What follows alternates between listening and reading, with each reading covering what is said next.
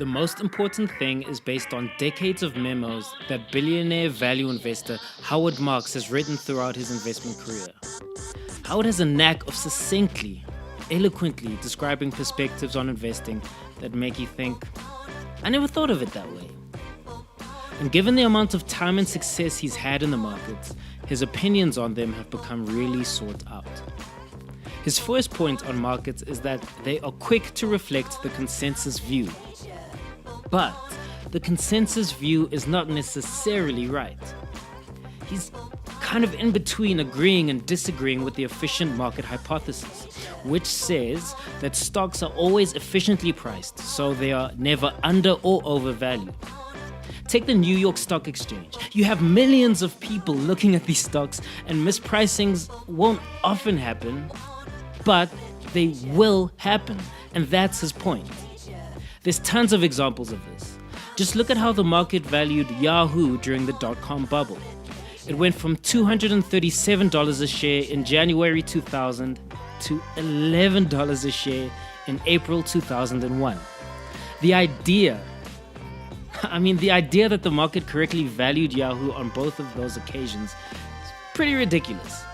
And this is a clear example of where the market quickly reflected a consensus view, but the consensus was wrong. And it's by differing with consensus that you make money in the market. You have to hold non-consensus views, and they have to be accurate. That's not easy. Stock prices already reflect the consensus, so if you share that view, you'll probably earn the average market return. To beat the market, you have to have non-consensus views that are right. The problem is, stock market valuations depend on what happens in the future, and we as humans suck at predicting it. Most forecasts extrapolate the recent past and assume the future will mirror it. Most of the time, the future is pretty similar to the recent past, and those forecasts are generally correct. But they're not valuable because everyone expects that. But then soon enough, there's an unexpected change. Extrapolation stops working, and non-consensus forecasts that are correct become hugely valuable because they're not priced in by the market. The problem with this is it's really difficult to consistently make accurate non-consensus forecasts. Let's take 2008 and the financial crisis. Some investors and economists correctly predicted it.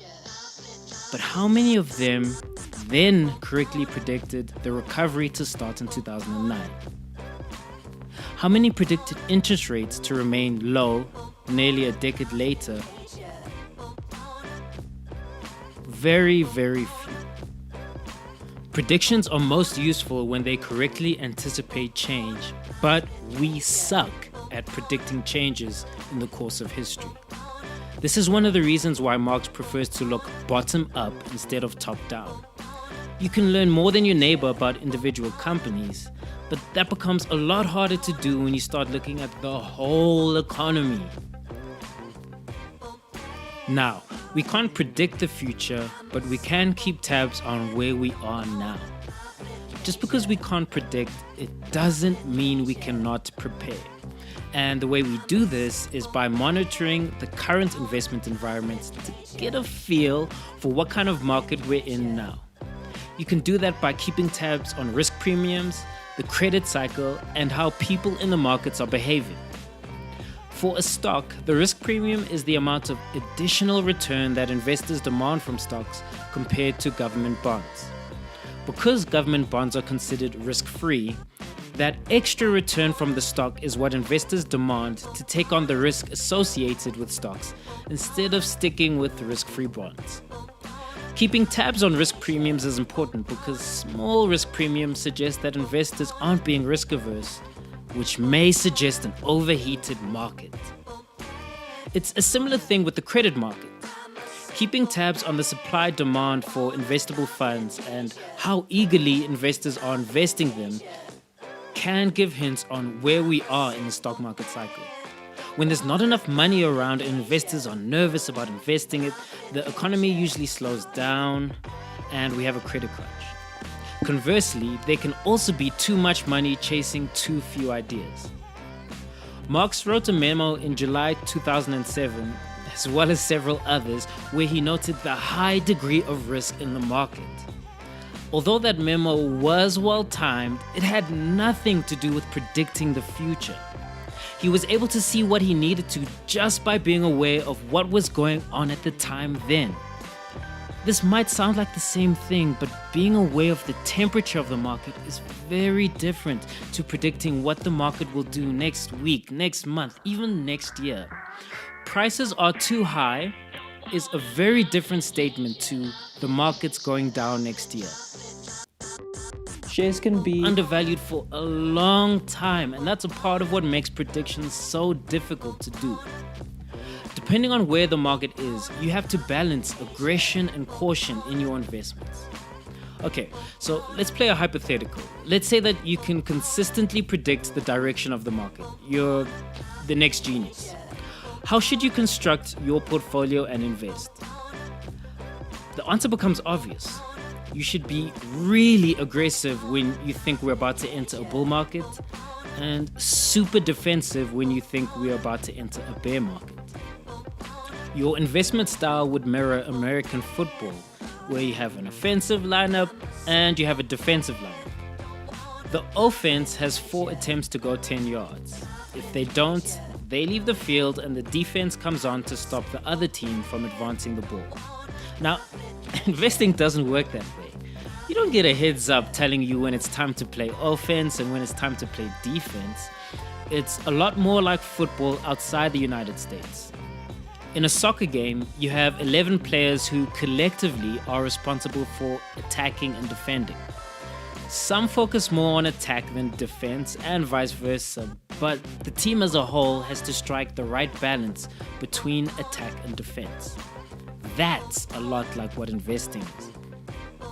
You have to balance aggression and caution in your portfolio. There may be times where you should be more aggressive, like the financial crisis in 2008, where assets were selling super cheaply. But there are also times where you need to be a little more defensive, like the years leading up to the crisis, where risk premiums kept shrinking, the credit cycle was reaching a top, and investor behavior was getting a little crazy. Now, in general, it's easier to win the game of investing by playing defense than it is playing offense. That's because investing is a loser's game where you win by avoiding mistakes. I know that sounds kind of weird, but a great analogy for this is the game of tennis. In professional tennis, you have what's basically a winner's game. The victor is generally the player who can hit the most winners.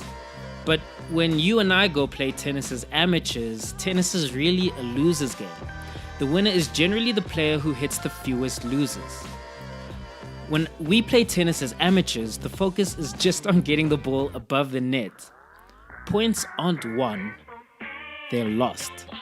And that's how Howard Marks approaches investing, by avoiding losers. Over his investment career of more than 35 years, there are very few competitors still standing. A lot of them tried to hit too many winners instead of just getting the ball back over the net. What does trying to hit winners look like in the investment world? It's taking on debt, concentrating, that is, being under-diversified, and holding expensive growth stocks. What does avoiding losers look like in the investment world? It's avoiding debt, being well-diversified, and requiring a margin of safety in the prices you pay. See, price is everything. Investing is not about buying good things, it's about buying things well. It's about finding good buys, not good assets. And the difference between the two comes down to the price you pay for them. It's on this point that Howard Marks may be most emphatic and insistent. And given his investment record, it's hard to argue with him.